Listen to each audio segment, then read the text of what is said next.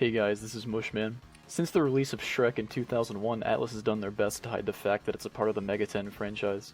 Specifically, it takes place following the massacre ending of Shin Megami Tensei 4 Apocalypse. Now you're probably thinking to yourself, Marshall, this is a very bold claim to make. Yes, I'm aware of the risks, but bear with me and I promise that you too will see the light. So right off the bat, it's clear. Shrek is Dagda, rebirthed after the creation of Nanashi's new universe. Now where is Nanashi? I don't know. He's a god, don't ask me.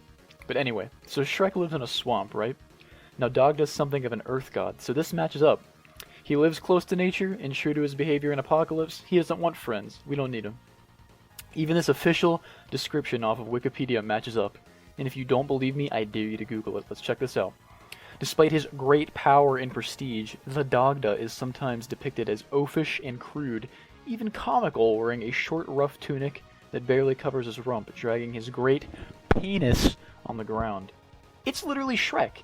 Now why would Dagda take the form of an ogre after he became one with the earth following the defeat of the previous ruler of the universe?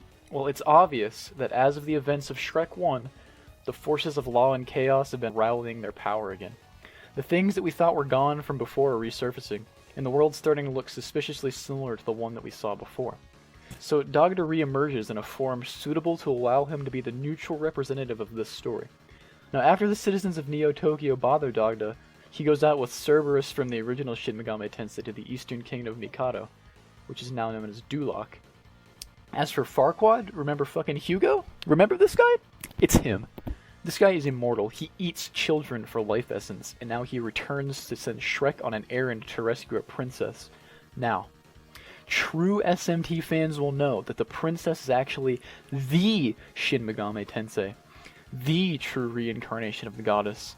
It's fucking Isabeau. Fiona is Isabeau. They both have red hair, and they both are into gay manga. Now why does Isabeau turn into a monster at night? Good question. But come on man, don't be stupid. Think about it.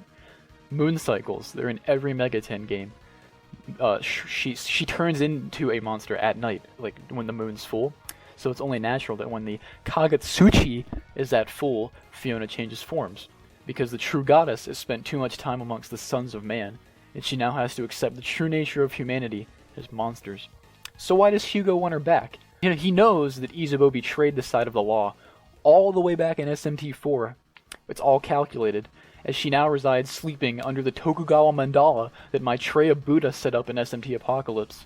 It's back, and it's bringing forth the forces of chaos. So Dagda leaves Mikado, and he ends up in blasted Tokyo from SMT4, and he saves Isabeau. And they fall in love, which represents Dagda's acceptance of a lighter side of neutrality. Now, near the end of the film, we have a final confrontation with Hugo in a huge cathedral, and a dragon appears. You want to know where else dragons appear? I'm listening. It's a fucking Bible. So here we go. We have the scripture here. I'm going to read it for you. In Revelations itself, then another sign appeared in heaven. An enormous red dragon with 7 heads and 10 horns and 7 crowns on its heads. Now obviously, DreamWorks wasn't allowed to rip straight from the Bible. They had to keep it kid-friendly. But you can see the symbolism here. You can see it. So, we're in the church, right? We have a chaos figure, the dragon, a law figure, Farquaad / Hugo, and 2 neutral figures present in the form of dark neutral Dagda and light neutral Isabeau. Coincidence? Yeah, in your fucking dreams. So law and chaos end up devouring each other, and then the dichotomy between the 2 factions of neutral is bridged by marriage, symbolizing acceptance of the true neutral path. Dagda and Isabeau return to the swamp, representing gods, once more becoming one with the earth.